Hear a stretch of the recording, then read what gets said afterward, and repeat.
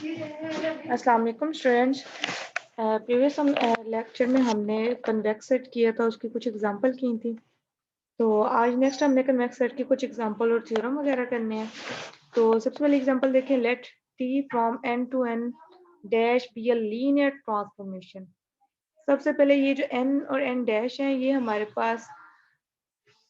Norm spaces हैं, या हम इनको लीनियर स्पेसेस भी बोल देते हैं। और ये हमारे पास बेसिकली होती क्या है, ये वेक्टर स्पेस होती है। सबसे पहले ये वेक्टर स्पेस होती है, फिर अगर वो तीन प्रॉपर्टीज नॉर्म स्पेस वाली प्रूव होती हैं तो फिर ये स्पेस नॉर्म स्पेस की कहलाती हैं। ठीक है, तो अभी यहाँ पे एन और एन डैश जो है ये नॉर्म स्पेसेस हैं, और टी जो है वो एन से एन डैश पे एक फंक्शन है, लीनियर ट्रांसफॉर्मेशन है। लीनियर ट्रांसफॉर्मेशन क्या होता है, यहाँ पे इसकी दो प्रॉपर्टीज होती हैं। जी, तो स्टूडेंट लीनियर ट्रांसफॉर्मेशन की ये दो प्रॉपर्टीज हैं। पहली ये होती है कि अगर दो एलिमेंट्स आपने वेक्टर स्पेस की या इस सेट के पहले सेट के एलिमेंट्स लिए हैं एक्स और वाई,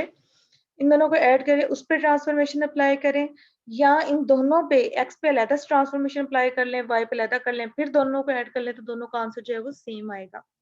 और सेकंड क्या होती है कि एक्स को किसी स्केलर से मल्टीप्लाई कर लें, स्केलर मीन किसी भी कांस्टेंट नंबर से मल्टीप्लाई कर लें, फिर उस पर ट्रांसफॉर्मेशन अप्लाई करें, या एक्स के ऊपर ट्रांसफॉर्मेशन अप्लाई करने के बाद ए से मल्टीप्लाई कर लें, तो दोनों का आंसर सेम होगा। और इन दो प्रॉपर्टीज को कंबाइन करके हम इस तरह से भी लिख देते हैं कि T of A X plus B Y is equal to A T X plus B T Y. ठीक है, तो यहाँ पे ये टू स्टेप क्राइटेरिया भी यूज किया जा सकता है और ये वन स्टेप क्राइटेरिया भी यूज किया जा सकता है। तो नेक्स्ट प्रूफ क्या करना है कि एंड सी भी है कन्वेक्स सेट, सी कोई भी कन्वेक्स सेट है इन एन, मतलब ये जो पहले वाला सेट है इसके अंदर एक सबसेट सी है जो कि कन्वेक्स है। ठीक है, कन्वेक्स की डेफिनेशन प्रीवियस लेक्चर में करवाई कि क्या होती है कि अगर हम इस सेट के दो एलिमेंट्स लें, उनको मिलाने वाली लाइन भी अगर इस सेट में कंटेन कर रही है, तो फिर ये सेट जो है वो कन्वेक्स होगा। सिर्फ एक लाइन नहीं, उन दो पॉइंट्स को मिलाने वाली जितनी भी लाइंस हैं वो सारी की सारी अगर इसी सेट के अंदर कंटेन कर रही हैं, तो ये सेट जो है वो कन्वेक्स कहलाएगा। Then T of C is also called is also convex set। कि अगर हमने एक ट्री ट्रांसफॉर्मेशन ली है n से n डैश पे, और इस n का हमने एक सबसेट लिया है C, तो उसका जो इमेज बनेगा T of C, जाहिर है जो हम इसका एक एलिमेंट ले रहे हैं उस पर T अप्लाई करते हैं तो वो इसका एलिमेंट आएगा। तो कहते हैं अगर C इसके अंदर कोई कन्वेक्स सेट है तो उसका इमेज जो है वो n डैश के अंदर एक कन्वेक्स सेट होगा, ये प्रूफ करना है। सो गिवन क्या है, C is convex set, then अगर C कन्वेक्स सेट है, देन अगर हम C के दो पॉइंट्स लें x और y, तो उनको मिलाने वाली ये जो लाइन है वो भी इसी C में कंटेन करेगी। मींस कि for all x y belongs to C and alpha belongs to 0 to 1, Z is equal to alpha x plus 1 minus alpha y belongs to C। ये तो होगी कन्वेक्स सेट की definition. Next, T of C को हमने convex prove करना है ना, तो पहले देख लेते हैं T ऑफ C के अंदर एलिमेंट्स किस तरह के होंगे। T ऑफ C के अंदर ऐसे एलिमेंट्स होंगे y, जो कि यहाँ पे n डैश के एलिमेंट्स आएंगे, n डैश के, such that y belongs to T of x for some x belongs to C, y is equal to T of x for some x belongs to C। मतलब ये y कौन सा आएगा कि अगर आप इसके कोई C सेट मतलब इसका सबसेट लिए ना C, उसका एलिमेंट एक लेते हैं x, ठीक है, तो उसका जो इमेज होगा वो y आएगा, मतलब T of x is equal to y। यहाँ पे ये जो डेफिनेशन लिखी है ये जनरल डेफिनेशन लिखी है, आप x और y के अलावा x और z, x और w कोई भी एलिमेंट्स ले सकते हैं, क्योंकि y अगर हम n डैश से ले रहे हैं ना, तो फिर c के आप एलिमेंट्स x और w ले लें। ठीक है, तो यहाँ पे क्या आ गया, y वो एलिमेंट आएगा जो कि c के किसी एलिमेंट का इमेज है। Let y and y dash belongs to T of C। अब T ऑफ C को हमने कन्वेक्स प्रूफ करना है ना, तो हम इसके दो एलिमेंट्स ले लेते हैं y और y डैश। तो ये शो करवाना है कि इन दोनों पॉइंट्स को मिलाने वाली जो लाइन है वो भी इसी सेट के अंदर कंटेन करती है। अगर ये प्रूव हो जाए तो T ऑफ C क्या होगा, वो भी कन्वेक्स सेट होगा। तो इसके लिए हमने दो एलिमेंट्स ले लिए, y और y डैश ले लिया T ऑफ C के एलिमेंट्स। अगर ये T ऑफ C के एलिमेंट्स है तो यहाँ पे कोई C के अंदर x एग्जिस्ट करेगा जिसका इमेज है वो y के इक्वल होगा, और एक एलिमेंट x डैश एग्जिस्ट करेगा जो कि y डैश के इक्वल होगा। ठीक है, ये y डैश डेरिवेटिव नहीं है, जस्ट एलिमेंट्स को डिनोट कर रहे हैं कि C के अंदर कोई एलिमेंट x होगा जिसका इमेज y आएगा, और x डैश होगा जिसका इमेज जो है वो y डैश आएगा। No, alpha y plus 1 minus alpha y dash, ये अभी हम कन्वेक्स की डेफिनेशन को प्रूव करने लगे हैं। तो यहाँ पे y की वैल्यू लगाई T of x, y dash की वैल्यू है T ऑफ x डैश। तो बाय लीनियर प्रॉपर्टी, ये जो ट्रांसफॉर्मेशन की लीनियर प्रॉपर्टी है कि T of A X is equal to A T of X होता है ना, तो ये लेफ्ट से राइट साइड पे भी अप्लाई होती है क्योंकि इक्वल है ना, तो फिर राइट से लेफ्ट पे भी अप्लाई होगी। तो अब यहाँ पे देखिए, यहाँ पे हमारे पास है अल्फा टी ऑफ एक्स, तो अल्फा टी ऑफ एक्स ये वाला है, ये किसके इक्वल आ जाएगा, टी ऑफ अल्फा एक्स के, ठीक है। तो यहाँ पे आ गया टी ऑफ अल्फा एक्स। इसी तरह से 1 माइनस अल्फा, ये भी एक स्केलर नंबर है, टी से बाहर है, तो ये लीनियर प्रॉपर्टी को यूज करते हुए क्या आ जाएगा, ये टी के अंदर लिख लेंगे हम, T of 1 minus alpha into x dash. उसके बाद यहाँ पे देखिए टी ऑफ इसको अगर हम एक एलिमेंट कंसीडर कर लें एक्स, इसको हम एक एलिमेंट कंसीडर कर लें वाई, तो T of X plus T of Y किसके इक्वल आएगी, वो आएगी T of X plus Y के इक्वल। तो यहाँ पे हम टी को बाहर निकाल लेते हैं और बाकी क्या आ जाएगा,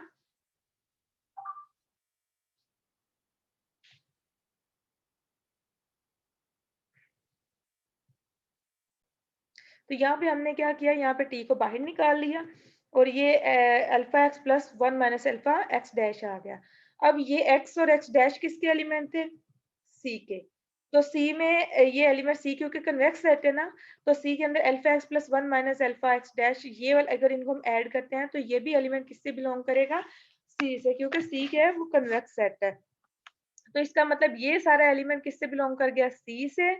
और ये आ गया साथ में टी, ठीक है। मतलब ये सारा एलिमेंट सी से बिलोंग कर रहा है, अगर इसके ऊपर टी अप्लाई कर देंगे इसका मतलब ये टी ऑफ सी से बिलोंग करेगा। ये सारा एलिमेंट किससे बिलोंग कर रहा है, सी से, दोनों तरफ ट्रांसफॉर्मेशन अप्लाई की, तो ये सारा एलिमेंट किससे बिलोंग कर गया, टी ऑफ सी से, ठीक है। तो यहाँ पे अब दोबारा से वही लीनियर प्रॉपर्टी लगाई है, टी को अलग-अलग अप्लाई कर दिया, मतलब जो फर्स्ट पे हमने फर्स्ट स्टेप किया ना यहाँ पे,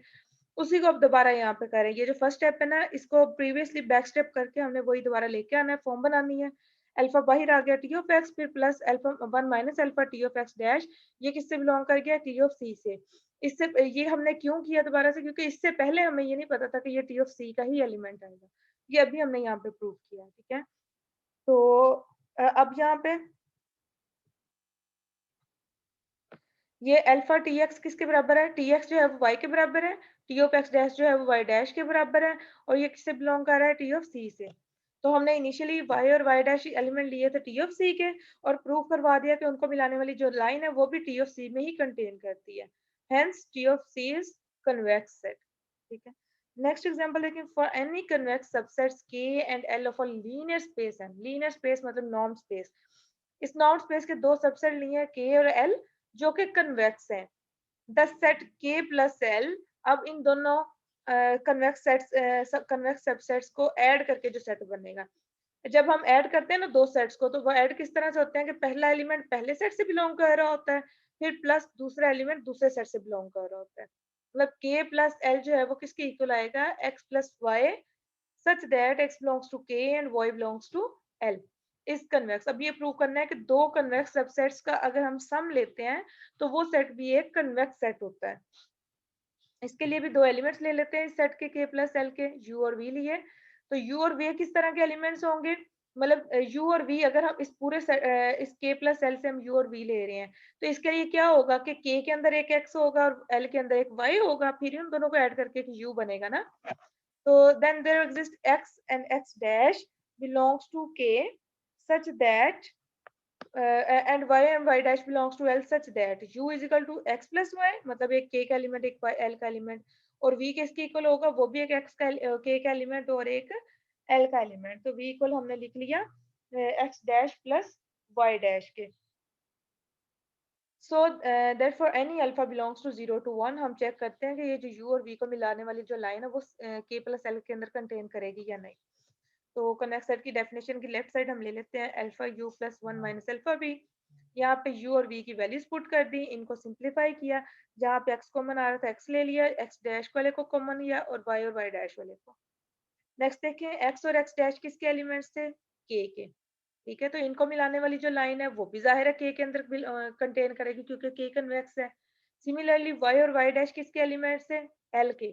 तो इनको मिलाने वाली जो लाइन है मतलब alpha Y plus 1 minus alpha Y dash, उसको मिला के जो पॉइंट आएगा जिसको हम जी लिखते हैं, यहाँ पे मैंने एक्स डबल एच और वाई डबल एच किया, तो वो भी किसके अंदर कंटेन करेगा, एल के अंदर। क्यों, क्योंकि एल और के दोनों ही कन्वेक्स सेट्स हैं। तो जब ये भी के अंदर बिलोंग कर गया, ये एल के अंदर बिलोंग कर गया, इसके लिए मैं लिख लेती हूँ कि ये एक्स डबल डैश के इक्वल है, ये वाई डबल डैश के इक्वल है। तो ये किसका एलिमेंट आ गया, क्योंकि ये के का एलिमेंट है, ये एल का एलिमेंट है, तो इसका मतलब ये जो इनको मिलाने वाली लाइन है वो भी एक ऐसा ही पॉइंट आ गया। मतलब लाइन के जो पॉइंट्स आएंगे, पॉइंट्स को मिला के लाइन बनती ना, तो जो पॉइंट आएगा वो भी के प्लस एल का पॉइंट आ गया। हेंस के plus L is convex set. Similarly, let C be convex subset of n, then for any scalar alpha, alpha C is also convex. कहते अगर C कोई भी convex set है नॉर्म स्पेस के अंदर, then अगर हम उसको किसी अल्फा स्केलर नंबर से मल्टीप्लाई करते हैं तो वो भी कन्वेक्स सेट ही रहेगा। इसके लिए हम u और v ले लेते हैं जो कि C के एलिमेंट्स है, अल्फा C के एलिमेंट्स है। Then there exist CD belongs to C such that, अब देखिए ना अल्फा C के एलिमेंट सिंपली अगर हम A B C D या X Y Z ले लेते हैं तो अल्फा C के एलिमेंट्स किस तरह के आएंगे, वो alpha A alpha B alpha C alpha X alpha Y alpha Z इस तरह के आएंगे। तो अगर हम u और v के एलिमेंट्स ले रहे हैं तो u किसके इक्वल होगा, अल्फा C, और v किसके इक्वल होगा, अल्फा D के। Then for any alpha belongs to alpha, क्योंकि हम पहले यूज कर रहे हैं तो हम यहाँ पे बीटा लिख लेते हैं, बीटा बिलोंग्स टू 0 to 1। ठीक है, beta u plus 1 minus beta v equal किसके आ जाएगा, यहाँ पे u और v की वैल्यूज लगा दी, उसके बाद इनको सिंप्लीफाई किया, दोनों में अल्फा कॉमन है तो अल्फा को कॉमन ले लिया। अब c और d किसके एलिमेंट्स हैं, c के। c जो है वो कन्वेक्स सेट है, तो उन दोनों को मिला के जो पॉइंट आएगा वो भी कन्वेक्स सेट के अंदर ही कंटेन करेगा c में। तो ये सारा एलिमेंट किसका हो गया, ये भी c का। Let's suppose it is equal to c double dash. तो फिर अल्फा सी डबल डैश किसका एलिमेंट बन जाएगा, सी डबल डैश, क्योंकि सी के एलिमेंट है। अल्फा सी डबल डैश किसका एलिमेंट बन जाएगा, अल्फा सी का। हेंस हमने ये प्रूव कर दिया कि ये सारे एलिमेंट्स इसको मिला के जो पॉइंट आता है वो भी उसी सेट के अंदर कंटेन कर रहा है, तो वो क्या हो गया, कन्वेक्स हो गया। नेक्स्ट इसका लास्ट एग्जांपल है, फॉर एनी नॉन space and the open and closed balls. अब देखिए नॉन स्पेस के अंदर ओपन और क्लोज बॉल किस तरह से डिफाइन होती है, अगर आपको मीट्रिक स्पेस की याद हो तो ओपन बॉल अगर हम बनाना चाह रहे हो एक्स नॉट पे जो कि सेंटर हो और रेडियस उसका आर हो, ऐसी बॉल हम बनाना चाहते हैं, तो हम क्या करते हैं कि x बिलोंग करेगा r में से, ये जो भी स्पेस होती है हमारी x belongs to x such that d of x x not is less than r। ठीक है, क्या लेते हैं हम, d of x x not is less than r, मतलब कि उसके जो सेंटर x नॉट को मान के जो मेट्रिक बनती है वो लेस देन होती है r से। तो ऐसे जितने भी x के पॉइंट्स होंगे ना जो कि जिनका रेडियस जो है वो x नॉट से मतलब सेंटर से जो उनका डिस्टेंस है वो लेस होगा r से। जैसे यहाँ पे देखिए हम मीट्रिक स्पेस में ओपन बॉल की क्या डेफिनेशन करते हैं कि D of x x note क्या है, यहाँ पे ओपन बॉल का सेंटर है। अगर इन दोनों पॉइंट्स का ऐसे तमाम पॉइंट्स इस सेट के अंदर रहेंगे जिनका डिस्टेंस जो है वो आर से लेस है। फॉर एग्जांपल ये हमारे पास कोई भी एक्स सेट है, इसके अंदर हम एक्स नोट पे कोई ओपन बॉल बनाना चाह रहे हैं, तो एक्स नोट इसका सेंटर ले लिया और ये इसका रेडियस है आर यहाँ तक का। ठीक है, तो ओपन बॉल के अंदर वो तमाम पॉइंट्स आएंगे, मतलब ये x1 x2 x3 जिनका एक्स नोट से जो डिस्टेंस है वो इस आर से लेस है। ठीक है, तो ये मीट्रिक स्पेस में डेफिनेशन होती है। तो नॉन स्पेस के पहले लेक्चर में हमने जो कहा कि हर नॉन स्पेस जो है मीट्रिक इंड्यूस करती है, तो मीट्रिक किस तरह की इंड्यूस होती है, इस पे norm x minus x not की, मतलब d of x x not is equal to norm of x minus x not, यहाँ से ये वाली। तो ये सब वही डेफिनेशन है जो कि मीट्रिक स्पेस में थी, तो यहाँ पे जस्ट ये है कि हमने इसको नॉर्म स्पेस की फॉर्म में लिखा है। तो D of x x not जो होता है वो एक्स माइनस एक्स नॉट की नॉर्म स्पेस होती है,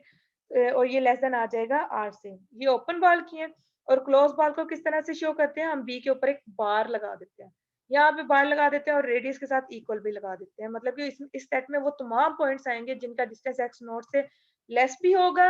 एक्स नोट से जिनका डिस्टेंस जो है वो आर से लेस होगा या आर के इक्वल होगा, जिनका डिस्टेंस आर से ग्रेटर होगा वो हम इसमें शामिल नहीं करेंगे। तो शो ये करवाना है कि फॉर एनी नॉन space and the open and close balls are convex, कि नॉन स्पेस के अंदर हर ओपन और क्लोज बॉल जो है वो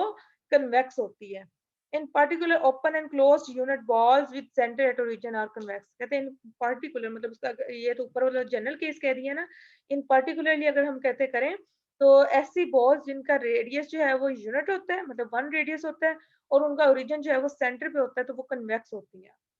ठीक है, तो यहाँ पे इसका प्रूफ देखें, let x y belongs to B of x not r, मतलब हमने एक ओपन बॉल से दो एलिमेंट्स ले लिए एक्स नॉट और वाई, एक्स और वाई। तो देन क्या होगा क्योंकि ये ओपन बॉल के एलिमेंट्स है ना, ओपन बॉल में किस तरह के एलिमेंट्स आएंगे, जिनका डिस्टेंस जो है वो x नॉट से लेस होगा r से, x minus x not is less than r और y माइनस y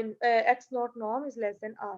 तो ये x y जो इनके बी से हमने एलिमेंट्स लिए हैं, उनकी यहाँ पे डेफिनेशन के अकॉर्डिंग हमने यहाँ पे इसको लिख दिया। And for alpha belongs to 0 to 1 we have to show that z is equal to alpha x plus 1 minus alpha y belongs to b of x naught r। तो इसके लिए हम क्या करते हैं, क्योंकि बी के एलिमेंट नॉर्म स्पेस वाले आते हैं ना, तो हम यहाँ पे लिखेंगे जी,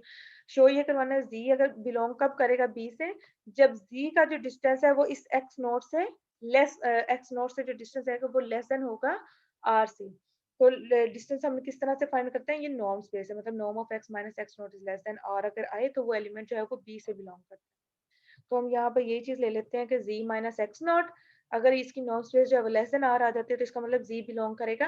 b से। तो यहाँ पे z की वैल्यू लगाई ये वाली और x नॉट लिख दिया, ये x नॉट आ गया। फिर यहाँ पे x और y की वैल्यूज लगा दें, सॉरी यहाँ पे क्या किया है कि x नॉट को अल्फा एक्स नॉट को माइनस भी किया है और प्लस भी किया, ये सारी टर्म जो है वो एज इट इज आ गई। ये यहाँ पे अल्फा एक्स नॉट माइनस भी किया और ये माइनस और minus plus alpha x not, ये मतलब अल्फा एक्स नॉट को प्लस भी किया और माइनस भी किया, बाकी ये माइनस एक्स नॉट यही वाला आ गया। ठीक है, फिर इसके अंदर जिनमें अल्फा कॉमन आ रहा है अल्फा कॉमन ले लें, जिनमें वन माइनस अल्फा कॉमन है वन माइनस अल्फा ले लें, मतलब ये अल्फा एक्स है और माइनस अल्फा नॉट एक्स है ना, तो एक्स अल्फा को कॉमन ले तो एक्स माइनस एक्स नॉट आ गया और वन माइनस अल्फा को कॉमन ले तो वाई माइनस एक्स नॉट आ गया। ठीक है, फिर नॉर्म स्पेस क्या करती है, नॉर्म स्पेस की क्या डेफिनेशन होती है कि दो एलिमेंट्स अगर ऐड हो रहे हैं, मतलब ये एलिमेंट है एक ये एलिमेंट है, अगर ये ऐड हो रहा है तो इनकी नॉर्म क्या होती है, वो लेस देन आ जाती है सेपरेटली इन दोनों की नॉर्म से, मतलब ये पूरी नॉर्म क्या आएगी, लेस देन आएगी alpha of x minus x not plus one minus alpha of y minus y x not की। ठीक है, ये आ गई इसकी थर्ड प्रॉपर्टी जो नॉर्म स्पेस की होती है। फिर जब उसकी सेकंड प्रॉपर्टी लगाएं स्केलर वाली की, मतलब अल्फा एक्स की नॉर्म क्या होती है, वो इक्वल होती है mod alpha into norm of x, तो ये क्या आ जाएगा मोड अल्फा बाहर और norm of x minus x naught आ जाएगी। यहाँ पे मोड इसलिए नहीं लगाया क्योंकि अल्फा बिलोंग कर रहा है 0 से 1, वो ऑलरेडी एक पॉजिटिव नंबर है तो मोड लगाने की जरूरत नहीं है। और यहाँ पे भी 1 माइनस अल्फा भी बाहर आ गया और बाकी नॉर्म पे किस पे आ गई, y माइनस एक्स नोट पे। 1 माइनस अल्फा भी एक पॉजिटिव नंबर है बिकॉज अल्फा यहाँ पे बिलोंग कर रहा है 0 से 1 में से, तो अगर आप 0 से 1 में से जितने भी नंबर है 1 में से अगर माइनस भी करें तो पॉजिटिव नंबर ही आंसर रहेगा। तो ये किससे लेस आ गया, alpha of x minus x not जो है एक्स माइनस एक्स नॉट की नॉर्म जो है वो लेस देन है आर से, और y माइनस एक्स नॉट की नॉर्म जो है वो भी लेस देन है आर से। ठीक है, तो ये हमने r लगा दिए, इनमें से r को कॉमन लिया सिंप्लीफाई किया तो ये इक्वल आ गया r से। इसका मतलब z minus x not norm जो है वो लेस देन आ गई r से, ये लेस देन r से है तो इसका मतलब z किससे बिलोंग कर जाएगा, b से, क्योंकि b के अंदर सारे ऐसे एलिमेंट्स है जिनका डिस्टेंस एक्स नॉट से लेस देन होता है r से, मतलब जिनका डिस्टेंस दिया जाए एक्स नॉट से तो वो लेस देन आए आर से, तो वो एलिमेंट बी से बिलोंग करते हैं, hence g belongs to B of x not r. तो ये ओपन बॉल वाली मैंने करवा दी है। यहाँ पे जो सेकंड है वो क्लोज बॉल वाली, ये आपका होमवर्क है, ये आप लोगों ने खुद करनी है। और ये जितने भी एग्जांपल है ये चैप्टर का नंबर लिखा हुआ है 11, चैप्टर नंबर 11 है अब्दुल मजीद की बुक से, और उसकी फिफ्थ टॉपिक है, मतलब उसकी फर्स्ट ये एग्जांपल्स हैं, तो ये आप लोगों ने इसको कंप्लीट कर लेना है। Next theorem is 11.5.2. For any convex set C is in a linear space n and for any scalars alpha beta greater than 0, greater than or equal to 0, मतलब non negative linear, alpha c plus beta c is equal to alpha plus beta into c, मतलब कि एक convex set लिया है सी और दो scalars लिए हैं अल्फा बीटा जो कि नॉन नेगेटिव है। कहते हैं आप अल्फा प्लस बीटा अल्फा और बीटा को ऐड कर लो फिर सी से मल्टीप्लाई कर दो, तो जो सेट आएगा वो इक्वल होगा अल्फा को सी से पहले मल्टीप्लाई कर लो बीटा को सी से मल्टीप्लाई कर लो फिर ऐड कर दो, तो जो सेट आएगा दोनों सेट जो है वो इक्वल हो। अगर हम यहाँ पे पहला केस लेते हैं, यहाँ पे क्योंकि ग्रेटर देन और इक्वल है ना, तो दो केस बनेंगे अल्फा और बीटा ग्रेटर के लिए और अल्फा और बीटा इक्वल टू 0 के लिए। तो जब हम इक्वल टू 0 के लिए करते हैं, मतलब इनमें से अल्फा इक्वल टू 0 हो या बीटा इक्वल टू 0 हो, देन इक्वेशन होल्ड ट्रिवियली। कैसे, अगर ये अल्फा 0 है तो यहाँ पे भी अल्फा 0 है तो beta c is equal to beta c, इसी तरह बीटा 0 है तो भी ये alpha c is equal to alpha c आ जाएगा, या फिर अगर ये दोनों ही सी 0 हो तो तब भी 0 इज इक्वल टू 0 आ जाएगा। तो ये तो ट्रिवियली 0 वाला होल्ड करता है ना केस। फिर अब जब आप ग्रेटर वाला लेते हैं, वो suppose that alpha is greater than 0 and beta is greater than 0, यहाँ पे और इसलिए लिखा क्योंकि अब पहली पॉसिबिलिटी ये बन सकती है ना कि alpha is equal to 0 and beta greater than 0, तो तब क्या आ जाएगा, beta c is equal to beta c. इसी तरह से मतलब ये जो 3-4 केस बनेंगे ये यहाँ से होल्ड कर जाते हैं। लास्ट में एक फाइनल केस बचता है जिसको हमने प्रूव करना है कि अल्फा ग्रेटर देन 0 हो और बीटा ग्रेटर देन 0 हो एट द सेम टाइम। तो उसके लिए हमने प्रूफ क्या करना है, बल्कि लेट कर लेते हैं, हमने इसका एक एलिमेंट लेना है इस सेट का, और वो प्रूफ करना है कि वो इस मतलब अगर आप दो सेट्स को इक्वल प्रूफ करवाना चाह रहे हैं ना, तो उसके लिए क्या होता है कि आप एक एलिमेंट लें ए का, फॉर एग्जांपल हमारे पास ए और बी दो सेट्स हैं, आप एक एलिमेंट्स लें एक्स बिलोंग्स टू ए और प्रूव करवा दें कि एक्स बिलोंग करता है बी में से।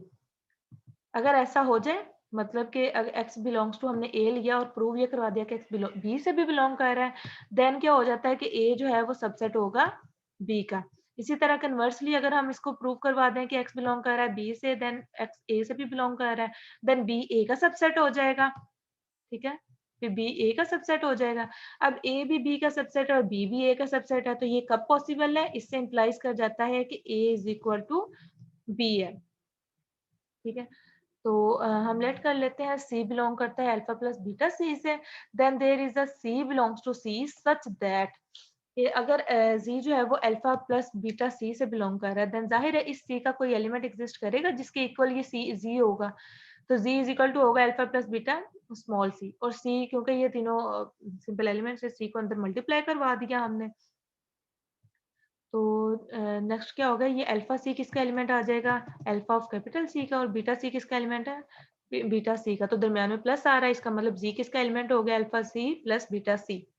तो हमने क्या किया, जी को इधर दो सेट्स बनने ना, एक लेफ्ट साइड पे एक राइट साइड पे, हमने राइट साइड का एक एलिमेंट लिया और शो करवा दिया ये लेफ्ट में भी कंटेन करता है, इसका मतलब जो राइट साइड वाला सेट है ना वो इज अ सबसेट है लेफ्ट साइड वाले के। कन्वर्सली हम लेफ्ट वाले का एक एलिमेंट ले लेते हैं, u belongs to alpha c plus beta c, तो ये किस तरह का एलिमेंट होगा, c के यहाँ पे एलिमेंट एग्जिस्ट करेंगे c और d such that u is equal to alpha c plus beta d, ठीक है। तो यहाँ पे क्या किया, अल्फा प्लस बीटा से इसको मल्टीप्लाई भी कर दिया इस पूरी को और डिवाइड भी कर दिया, तो इस पे कोई फर्क तो नहीं पड़ेगा, दोनों में अल्फा प्लस बीटा कॉमन ले लें और इससे इससे कट जाएगा, again alpha c plus beta c आ जाएगा। तो यहाँ पे क्या किया हमने, अल्फा प्लस बीटा को मल्टीप्लाई भी किया और डिवाइड भी किया। ये तो चूंकि एक स्केलर नंबर है और सी से मल्टीप्लाई हो रहा है, फिर प्लस ये भी एक स्केलर नंबर है और डी से मल्टीप्लाई हो रहा है, तो ये सारा किसका एलिमेंट है, जगह इसको हम एक एलिमेंट लेफ्ट कर लेते हैं डब्ल्यू, और ये किसका एलिमेंट आएगा, सी का,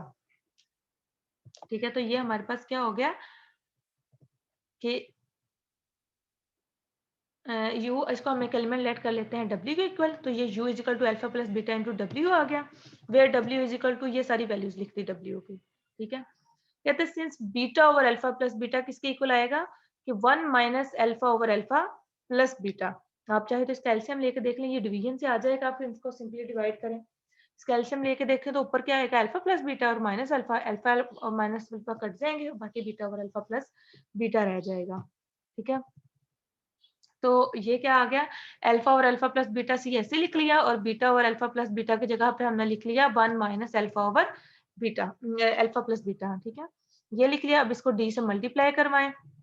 where CD belongs to C and C is convex set। अब चूंकि ये एक स्केलर नंबर है, फील्ड का एलिमेंट है, ये भी एक स्केलर नंबर है, फील्ड का एलिमेंट है, मतलब 1 माइनस अल्फा करके आ गया ना, C एक कन्वेक्स सेट था, तो उसमें क्या होता है कि alpha x plus 1 minus alpha y वो भी उसी से में से बिलोंग करते हैं, तो ये इसको आप लेट्स सपोज अल्फा कर लें, और ये 1 माइनस अल्फा आ गया, सी डी सी के ही एलिमेंट थे, तो ये इसका मतलब क्या हो गया, सी क्योंकि कन्वेक्स है तो फिर डब्ल्यू भी बिलोंग कर गया सी में से,